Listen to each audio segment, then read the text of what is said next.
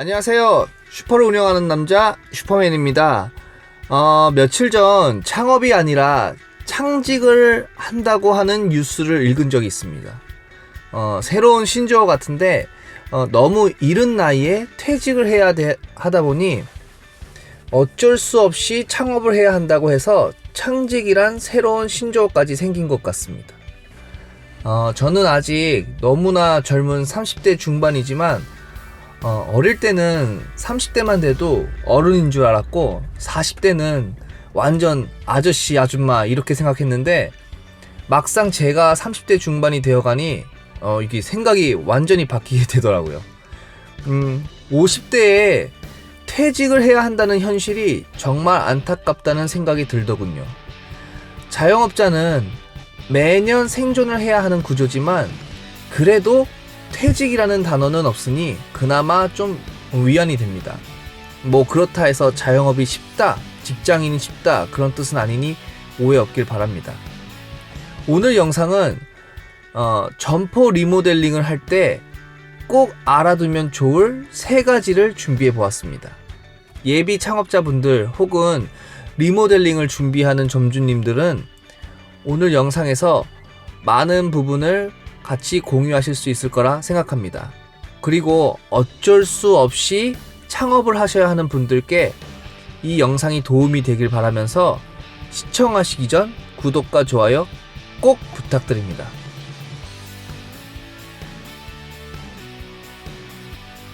전 영상을 보신 분들은 이미 아시겠지만 슈퍼와 편의점 창업 방법은 인수 창업과 신규 창업이 있습니다.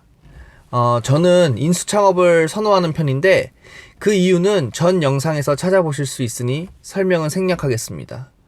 그럼 인수 창업을 하셨다고 가정했을 때 기존 점포 그대로 사용하시면서 장사하시는 분들이 계실 수 있고 리모델링을 하시는 분들도 계십니다. 오늘은 리모델링을 하실 점주님들께 저만의 노하우를 전달해 드릴까 하는데 저도 리모델링을 경험하면서 이 부분을 알고 진행했으면 보다 효과적으로 진행할 수 있었겠구나 했던 부분들입니다.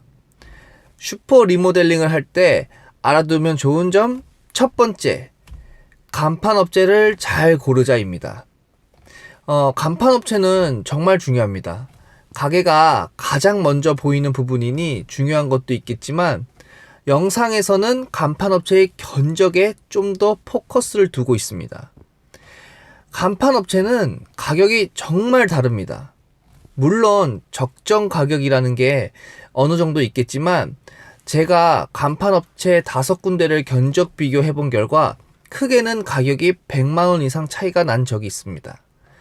다행히 옆 가게 사장님이 인테리어 하시는 분이어서 간판 가게 고르는 방법을 어느 정도 알려주셨는데 간판업체 선정 기준 첫 번째는 5개 광고물 허가 신고를 할 수 있는 업체를 찾으셔야 합니다. 5개 광고물 허가 신고는 필수 조건인데 본인 사업자 명의의 간판을 설치할 경우 정부가 정해준 광고물 설치 기준에 맞게 하라는 취지입니다.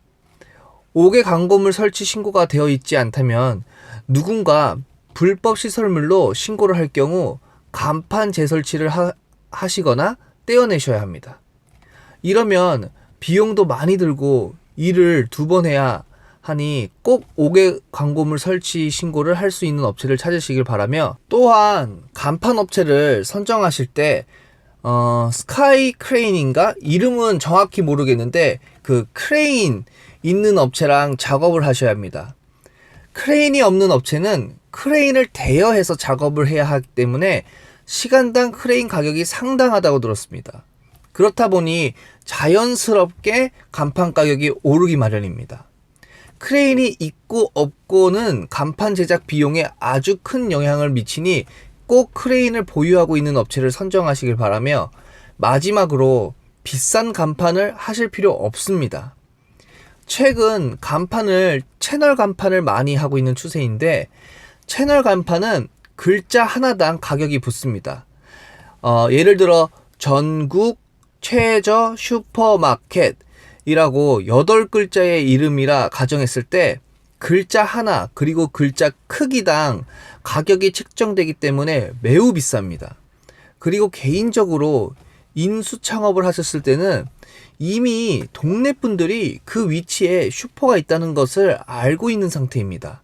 그러니 간판에 큰 돈을 들이는 것은 적절치 못하고 판단이 됩니다.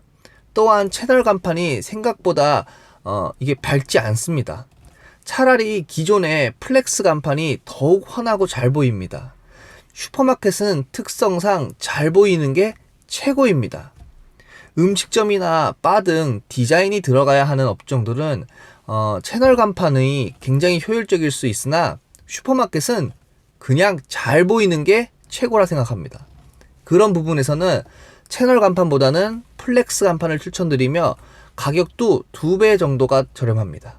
슈퍼마켓 리모델링 할 때 알아두면 좋은 점 두 번째, 매장을 밝게 해라.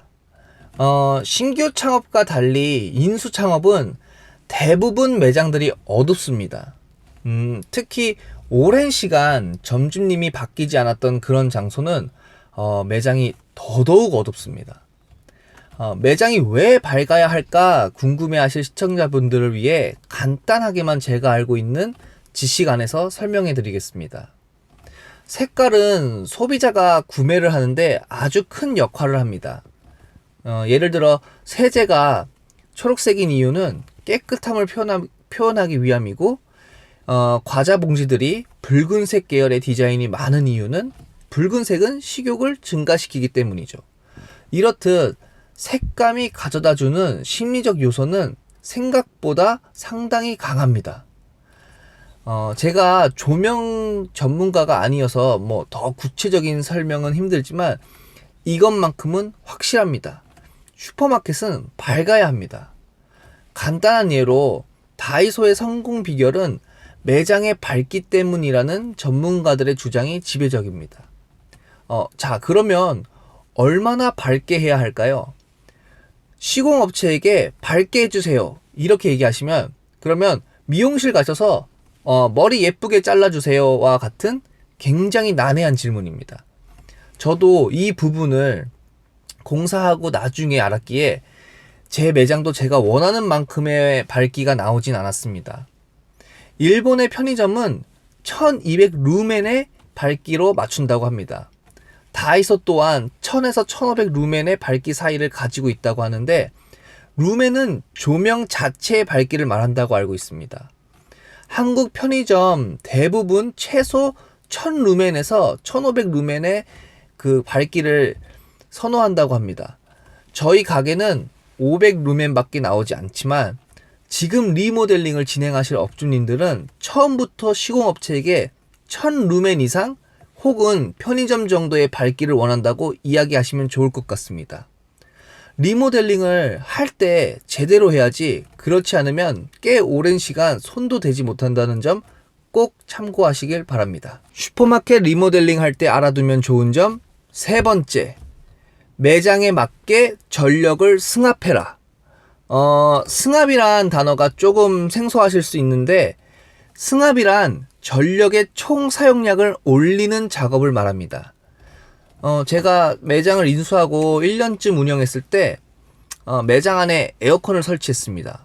그리고 냉장고도 한 개 더 넣고 사용하게 되었는데 어느 날부터인가 계속 차단기가 내려가기 시작하고 특히 에어컨을 가동시키면 지속적으로 차단기가 내려가는 현상이 반복되었습니다.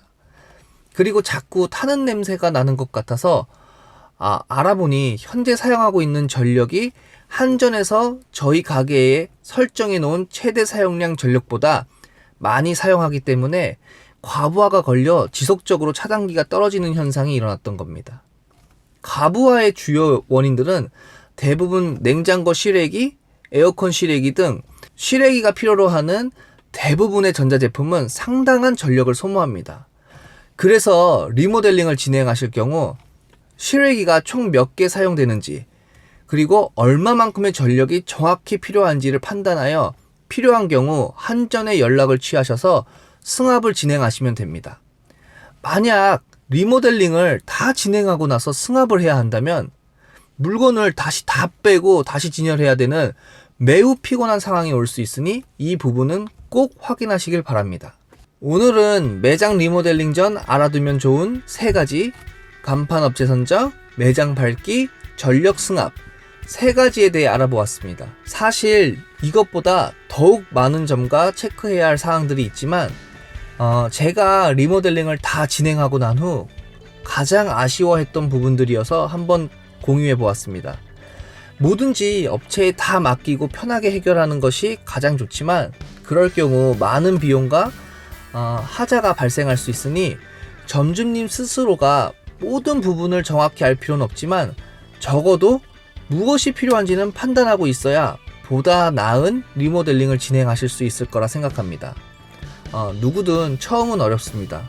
그러나 어렵다고 편하게만 가려는 습관은 결국 실패를 부르게 될 테니 항상 창업하실 때 많은 부분을 고려하시길 바랍니다.